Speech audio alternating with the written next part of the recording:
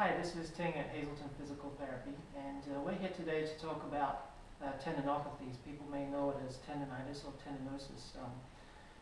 They found that with tendinitis it can get pretty stubborn in terms of the healing process. A lot of people with tendinitis problems have recurring problems for months at a time and even years at a time.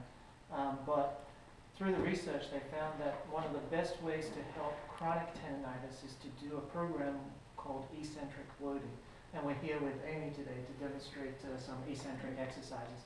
Basically what eccentric exercises mean is that the muscle is lengthening when it's contracting. It sounds a little confusing, but when you look at a bicep muscle, and I'll show you my bicep muscle here, if my bicep muscle was not contracted, my arm would just drop down to the ground. So a concentric contraction would pull the muscle up Are you taking it back now? like that. Yeah, And in order to control it lowering it down, the bicep muscle has to contract and stay contracted while that muscle is now lengthening.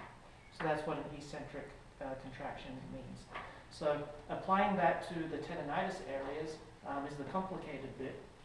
And what we'll show you today is an exercise for the shoulder for problems like rotator cuff tendinitis, subacromial impingement, bursitis, and all those types of things. So with the shoulder tendinitis, what we want is a eccentric contraction because the concentric part will sometimes be a little bit more damaging for the muscle. And eccentric actually will put the load on the tendon, which is good for tendinopathy repair.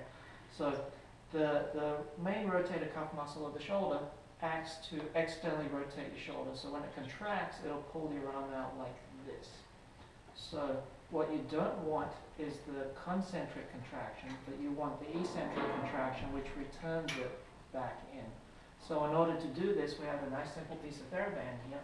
And if you're at home by yourself and don't have anyone helping you, what you can do is use your right arm to pull that band out. So now there was no tension on that muscle. But if you now let that hand go, that muscle has to contract to keep it there, and then as it keeps contracting, it'll return.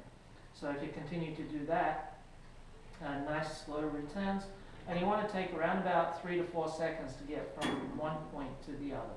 And remembering that you only want the return phase of it. So I'll get Amy to demonstrate a couple more for people to see. And that's just one of the rotator cuff muscles. You can apply this to other muscles as well.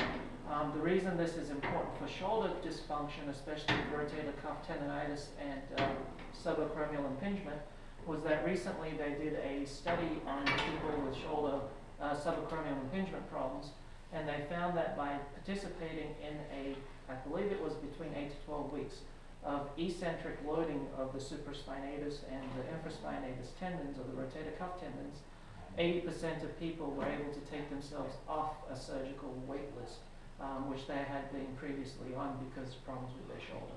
So remember, if you have tendinopathy problems such as tendinitis or tendinosis of the shoulder, elbow is very common, knees are very common, and Achilles tendons are very common.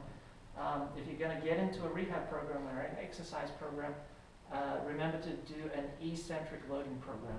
And make sure that it's not painful, because with the studies that we've seen, the eccentric loading programs should only increase pain between 2 to 3 points out of 10 on a 0 to 10 scale. And what a lot of people do need prior to participating in an eccentric loading program is someone like a physical therapist to loosen up their muscles, loosen joints, so that when they do the exercises, it's a lot less painful than if you tried without warming yourself up. So remembering the lesson of the day, eccentric exercises for tendinopathies.